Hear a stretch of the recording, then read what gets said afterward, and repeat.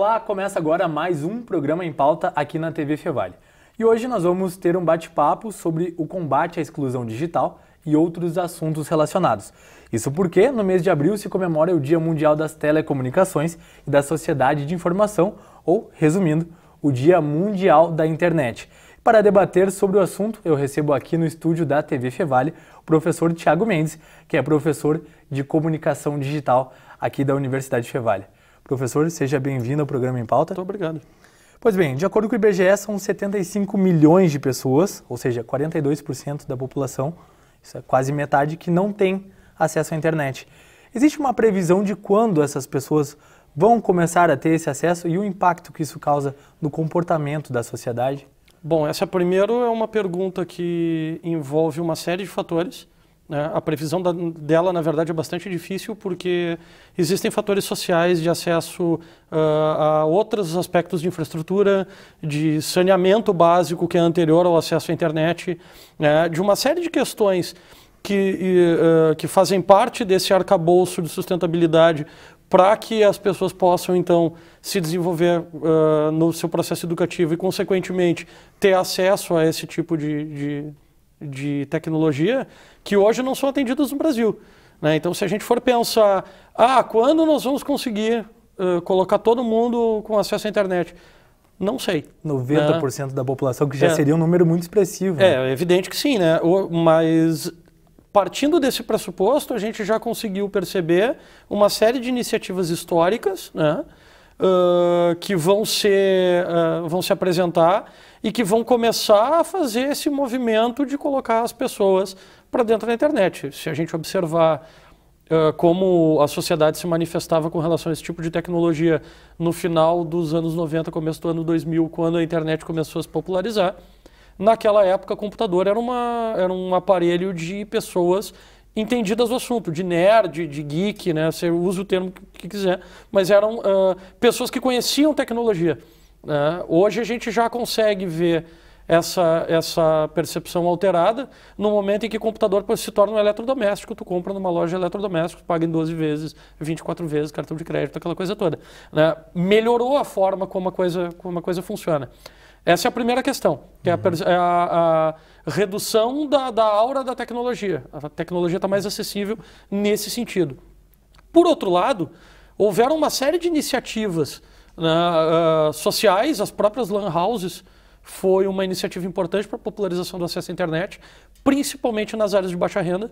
Então, hoje a gente ainda tem, é muito comum, LAN houses... Estão sumindo as LAN houses ao longo do tempo. As LAN houses vêm diminuindo porque as pessoas vêm tendo mais acesso à rede. Mas o que acontece é que ainda naquelas áreas de baixa renda, de vulnerabilidade social, a gente tem uma série de LAN houses que estão presentes e essas LAN houses são responsáveis por partilhar um pouco do acesso à rede. A outra iniciativa foram os computadores para a população de baixa renda. Teve mais de uma iniciativa, inclusive por emissoras de televisão, de promover computadores para a população de baixa renda, computadores com uma tecnologia não tão de ponta, que poderiam ser mais acessíveis. E isso popularizou também muito os computadores na classe C e classe D, sobretudo. E, por fim, a questão do Marco Civil, que trabalhou todo o aspecto de popularização dos telecentros, que são centros do governo que disponibilizam acesso à internet, cursos de informática, uma série de coisas. Só no Novo Hamburgo, acho que são mais de 20 telecentros que a gente tem. Posso estar dizendo uma bobagem, mas a informação que eu tenho é essa. Em torno. Isso não é uma tendência, a questão da exclusão social não é uma tendência, é uma coisa que acontece apenas no Brasil. A gente tem um dado que é da unidade de inteligência da revista britânica The Economist, que ela fala que são 4 bilhões de pessoas, ou seja, mais da metade, a humanidade não tem esse acesso à internet, e a gente tem uma falsa sensação de que todo mundo tem, justamente por não desgrudar do celular. Eu sei que tu comenta nas tuas aulas que o pessoal acorda já querendo saber o que acontece no mundo pelo Facebook. Exatamente. E esse fenômeno, quanto está impactando a sociedade atual e mudou a maneira de construir uma infinidade de coisas, notícias, enfim, modo de vender. Vindo com essa linha de raciocínio, a primeira coisa que a gente não percebe, porque, sobretudo para quem tem isso no dia a dia, envolve também a relação dos nossos círculos de amizade, o que eu falo de bolha. Então, a gente vive numa bolha porque, por exemplo, no meu caso, sou professor universitário, o meu círculo de amizades é prioritariamente ou predominantemente de pessoas com acesso à educação superior ou à pós-graduação, né? E isso pode gerar uma falsa percepção de que todo mundo é assim, porque todo mundo que está ao meu entorno direto é assim. A gente até sabe, tem pessoas em vulnerabilidade, etc. Mas isso não é do meu convívio diário, exceto se eu tomar a iniciativa vai ter que sair da tua zona de conforto. Exatamente. Isso é comum para as pessoas. As pessoas acham que todo mundo tem internet, né, porque todas as pessoas que tu conhece têm internet, por exemplo. É uma hipótese, né, desconsiderando uma série de questões. Isso também acontece com outras questões. Quando tu fala, por exemplo, que é 40% da população mundial que tem, né? 7 bilhões... Não, é que são 4 bilhões de pessoas no mundo não têm internet. Isso. Se a gente pensar quantos bilhões de pessoas não têm saneamento básico ou acesso à água, né, o fator acesso à internet ele se torna secundário. Passa a ser um luxo. Para pessoas como eu, como tu, como outras pessoas, né, que estão nesse nosso círculo de amizades, no nosso convívio social, internet não é um luxo, é uma coisa de necessidade básica. A gente instala quando entra num imóvel novo, a gente manda ligar a luz, a água e a internet como se fosse um serviço de acesso básico. Ok, agora falando sobre comodidade do dia a dia, eu também sei, professor, que tu é um dos críticos das pessoas que começam textos ou respostas, principalmente de provas, dizendo hoje em dia com a internet já está aí há um tempo considerável, né? E muito se fala sobre a internet 2.0, ou seja, a pessoa que ela está ali, não apenas navegando pela internet, mas participando e contribuindo para que a rede ela seja mais rica de informações, né, e de serviços também. Como é que tu avalia a internet 2.0 e o potencial que ela tem para os próximos anos? Então imagina assim, a primeira questão, a questão do tempo que a internet está inserida na sociedade. O acesso comercial da internet no Brasil foi em torno de 95, 96, né? 1995, 1996. São 21 anos, né? Pelo menos. O pessoal adulto já. 21 anos é um bocado de tempo para a gente considerar que a internet já é um aspecto novo a se considerar, né? É uma questão que tem que estar lá. Quando a gente fala lá por 2001, que é quando a gente considera o surgimento da Web 2.0, né? Já estamos na Web 3.0, essas alturas do campeonato, né? Mas quando a gente fala da Web 2.0, que é lá por 2001, são 16 anos. Então, isso também é bastante tempo, porque a Web 2.0 vai tirar da mão dos grandes conglomerados de mídia a exclusividade da emissão de informação. Hoje eu posso produzir conteúdo, né, divulgar conteúdo, escrever, produzir informação de casa, não sendo um grande conglomerado de informações, canal de TV. Uma série de exemplos, né? Os youtubers, enfim, blogueiros, vlogueiros, né? Isso aí, na verdade, os canais que foram surgindo foram permitindo uma série de novas atuações, hoje nem tão novas, são até tradicionais, por exemplo, canais no YouTube são ferramentas tradicionais de comunicação, né? E isso também cria um tipo de democratização da informação que é positiva e é negativa ao mesmo tempo, né? Positiva porque todo mundo tem o potencial de propagar informação, né? E não só os grandes veículos, né? Mas pelo lado ruim, todas as pessoas têm o potencial de propagar informação. Então tu tá dando o mesmo peso para discutir questões importantes para o sujeito que é o entendedor, o especialista da área, pode ter um canal na internet e falar sobre isso, para o sujeito que é leigo da área e que às vezes emite opinião sem saber. Então a gente tem hoje uma sobrecarga de informação que não se sabe a sua credibilidade, não se tem credibilidade, simplesmente pelo fato de que a pessoa está emitindo opinião, né, e a internet propaga isso, permite esse tipo de propagação, mas não é uma pessoa que estudou a questão ou que desenvolveu a questão nesse sentido e que acaba criando algum tipo de problema, algum tipo de desconforto, né? Então, nesse sentido, um exemplo clássico, por exemplo, é entender como funciona o auxílio reclusão, que é um auxílio que o governo dá para alguns apenados, onde a gente escuta tranquilamente na internet várias vezes que a gente está ajudando vagabundo, aquela coisa toda que a gente sabe como funciona, e na verdade o auxílio reclusão não trabalha, está sendo sustentado. Tem uma série de regras, inclusive ter recolhido INSS nos últimos 24 meses, o que significa que o sujeito, quando foi preso, ele trabalhava. Então o auxílio reclusão é para alguém que estava trabalhando que recolheu, quer dizer. Interessante que tu tocou nesse ponto, que a gente justamente ia falar agora sobre o hoax, né, as notícias falsas. Existe uma preocupação muito grande, inclusive do próprio Facebook. Esses dias estavam lançando campanhas para acabar e ajudar, de certa forma, a identificar essas notícias falsas, né, e como parar de propagar isso. Esse mesmo estudo do Economist coloca o Brasil no 18º país que mais acessa as redes, mas também coloca lá embaixo no ranking de pessoas com educação para a internet, ou seja, entendendo o que acontece ali realmente. Como reverter esse quadro? Que é uma coisa difícil, né? É que, de novo, a gente volta para um problema sistêmico, né? Qual é o problema sistêmico? O brasileiro tem pouco acesso à educação, né? Então, no geral, a população brasileira tem um acesso muito restrito à educação e, consequentemente, isso se reflete no ambiente digital. A divulgação de matérias falsas é um dos maiores problemas da divulgação das redes sociais.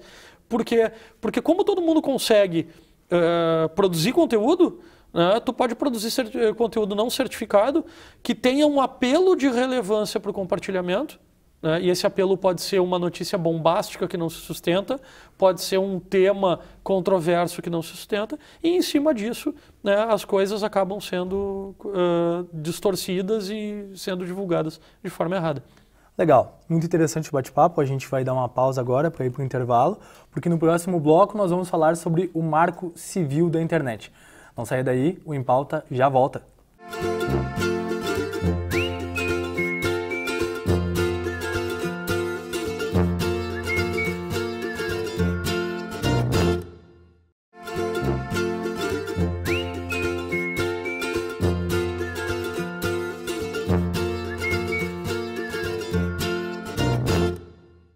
Olá, estamos de volta com o programa Em Pauta de hoje, onde estamos falando sobre exclusão digital e uma série de outros fenômenos da internet em comemoração a esse mês de abril, que marca o Dia Mundial da Internet. Está comigo o professor Thiago Mendes, aqui da instituição, aqui da Universidade Fevale. Pois bem, professor, o Marco Civil ele está completando 3 anos agora nesse mês, né? Ele passou por diversas tentativas de alterações e nenhuma delas passou. Hoje em dia, né, completando 3 anos desse Marco Civil, como ele está? Te agrada? O texto do Marco Civil me agrada bastante. Na verdade, ele passou por uma série de tentativas de sabotagem, vamos dizer assim, né, sobretudo do lobby das operadoras. As operadoras de telefonia têm uma série de interesses em relação ao Marco Civil. O Marco Civil é um texto bastante interessante, na verdade, porque ele protege o cidadão, o usuário da internet, de diversas formas, né, seja pela questão da neutralidade de rede, que é onde as operadoras pegam mais pesado, porque a neutralidade de rede está diretamente relacionado com o fato de que a operadora tem que prestar um serviço de qualidade para qualquer tipo de serviço presente dentro do pacote proposto. Então, Ou seja, não é porque a pessoa pagou pouco, porque ela não vai ter um conteúdo de qualidade. Na verdade, assim, se o sujeito contrata, por exemplo, 10 MB de conexão hoje de uma operadora, pelo Marco Civil, a operadora é obrigada a garantir esses 10 MB de conexão, seja para acessar a internet, seja para baixar arquivos, seja para jogar online, para qualquer tipo de questão nesse sentido. O que se fazia antes eu estou contratando um serviço de 10 MB, mas para baixar arquivo online é 5 MB.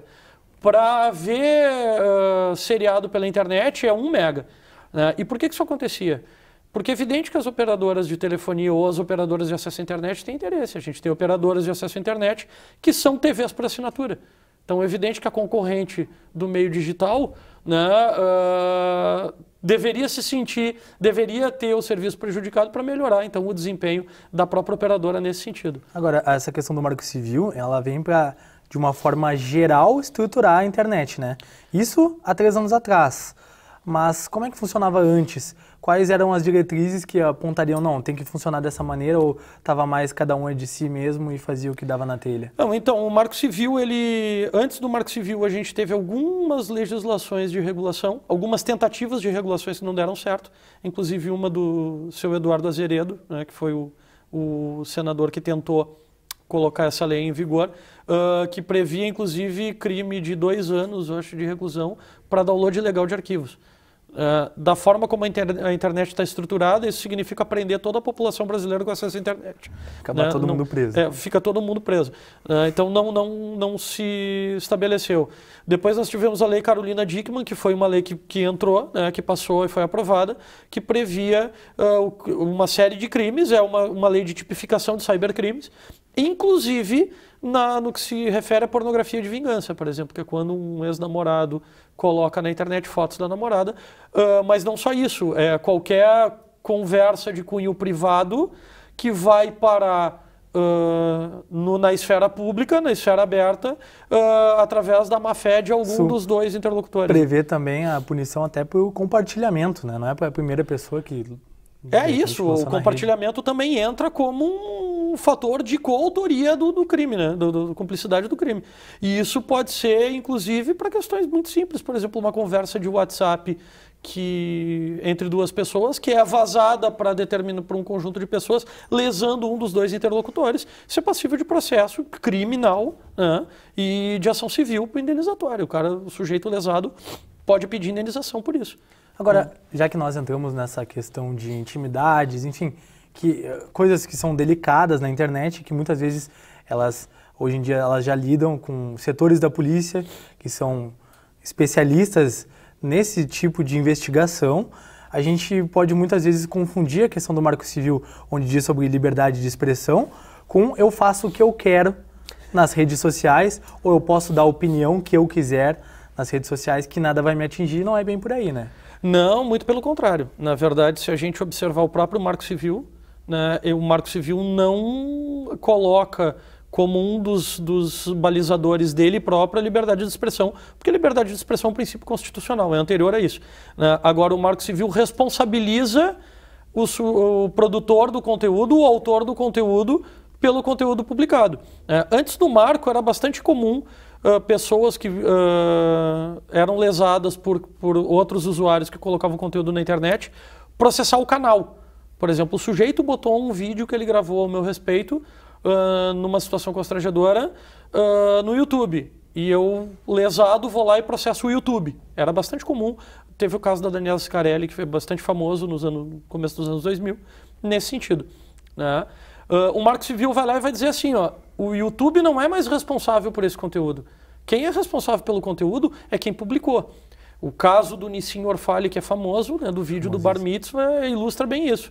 O pai do Nissim publicou o vídeo do Bar Mitzvah do filho, né, o vídeo viralizou pelo cunho jocoso que havia no próprio vídeo, e o pai processou o YouTube. Evidentemente ele perdeu, porque o processar o YouTube, né, afinal foi ele que colocou o vídeo, né, era uma coisa que não tinha cabimento. Uma vez que ele colocou isso nas redes, ele não pode segurar a onda de compartilhamentos. Não, então legalmente ele até pode, né? Ele não pode processar o YouTube. Ele pode pedir para o YouTube retirar através de liminar judicial, né? Por favor, tira para mim esse vídeo. Só que tem uma especificidade que o Marco Civil obriga, que é para retirar o vídeo, ele tem que informar o endereço do vídeo. Se viralizou, não tem como tirar. Porque cada vez que ele tira um vídeo, aparecem outros 5. E ele tem que pedir para tirar os outros 5, aparecem 25. Ele tem que pedir para tirar os 25 e não acaba mais. E é aí que eu me referi. E aí foi para a rede e não tem o que fazer. Então é mais ou menos essa a loucura. Pois bem, uma parte um pouco mais difícil da conversa agora, pelo menos para as pessoas que não entendem tanto do assunto, até porque se o acesso à internet ele é limitado para boa parte da nossa camada social, a Deep Web, que é então a parte mais obscura, digamos assim, a parte onde ela não pode ser rastreada, ela é ainda mais acessada por pessoas que têm um conhecimento maior de internet, né? E lá, teoricamente, essa sensação de liberdade, onde sim, então aqui ninguém me pega, eu posso fazer o que eu quiser. Tu pode comentar um pouco para a gente sobre o que é, primeiramente, essa Deep Web e como é que ela se lança, né, nesse universo que é a internet? Bom, antes de mais nada, a gente tem uma percepção que a Deep Web é um lado sombrio da internet e é uma coisa do mal, né? E, na verdade, o termo técnico para Deep Web é que é um conjunto de sites, de fóruns, de serviços digitais que não estão indexados, ou seja, não estão na base de dados de nenhum catálogo de busca, nenhuma ferramenta de busca. Ou seja, tu pesquisa sobre futebol e esse site não aparece nem no Google, nem no Bing, nem no Yahoo, que são as 3 maiores bases de dados de pesquisa. Já dá para considerar isso Deep Web, mesmo que o blog de futebol do sujeito esteja por lá, né? Esteja disponível na rede. O que significa que a gente pode encontrar desde blogs de crianças, por exemplo, que tem e que não tem um endereço oficial, tem um número IP apenas para divulgação, alguma coisa assim, até outros serviços. Né? Agora, por que a Deep Web tem uma relação tão forte com crime, por exemplo, ou com questões de dificuldade ética, né? Uma série de questões complexas aí? Porque baseado nesse anonimato de não estar indexado nas ferramentas de busca, né? As pessoas com esse tipo de intenção, né, sobretudo o crime organizado e outras questões nesse sentido, vão se valer desse tipo de tecnologia para se articular melhor. Né? Então, como é que a gente observa isso? Cara, a gente tem tráfico de drogas, tráfico internacional de drogas via internet, né, usando normalmente por sites da Deep Web. Agora, isso também não é irrastreável na essência. Existe uma maneira de mapear isso? Evidente, né? Porque a partir do momento que tu tem um endereçamento do serviço, se não tiver endereçamento as pessoas não conseguem acessar, né? A partir do momento que tu tem algum endereçamento desse serviço, tu tem como localizar esse serviço. Um exemplo clássico dessa questão é o Silk Road, que era o maior site de tráfico de drogas da Deep Web, né? Um caso conhecido, noticiado na mídia, que o FBI, através de um serviço de rastreamento e de investigação, descobriu e desmontou a quadrilha que coordenava o serviço. Mas era um serviço que tu podia, por exemplo, comprar pelo site qualquer tipo de droga, eles tinham todo tipo, cocaína, maconha, drogas sintéticas dos mais diversas, e tu recebia em casa, né, pelo correio. Quer dizer, uma coisa completamente sem cabimento. Assim. Existe uma porcentagem de internet... Por exemplo, um dado seguro para dizer quanto da internet ela é criptografada e quanto não é? Não, sobre a criptografia é um pouco complicado de tu conseguir definir, mas dá para se dizer que a Deep Web é a maior parte da rede. Ela muito superior à internet que nós... Isso, pensando como se fosse um iceberg, né? O que está para cima do iceberg é o que a gente enxerga, o que está para baixo do iceberg é o que tem de Deep Web. Para tu teres uma ideia... O Google, por exemplo, consegue indexar entre 18% e 20% da internet toda. Ele não tem mais do que 20% da internet. Já foi pior. Uns 5 anos atrás era 13%.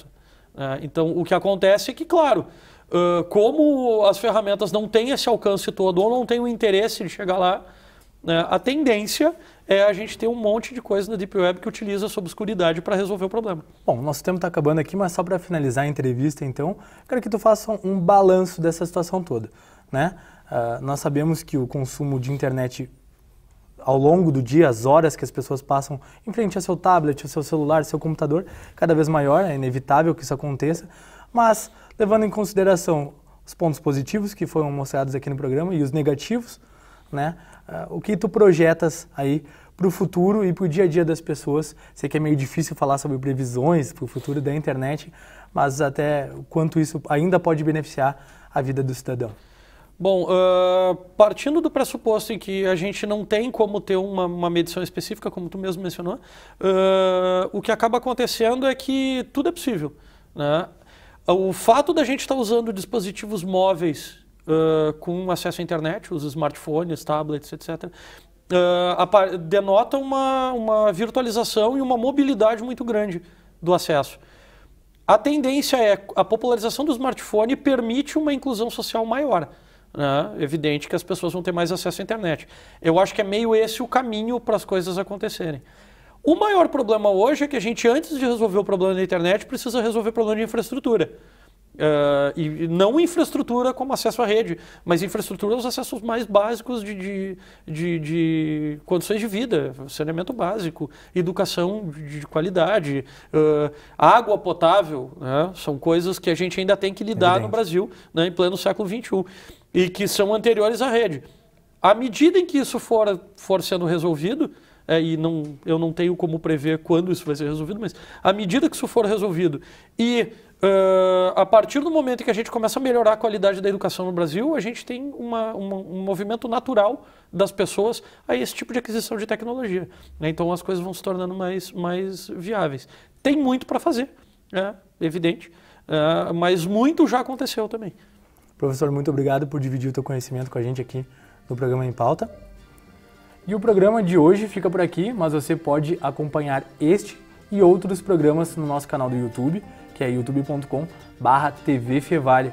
E você também pode saber mais sobre a nossa programação no Facebook. Basta acessar lá facebook.com/tvfevale. Até semana que vem com mais um programa Em Pauta. Tchau!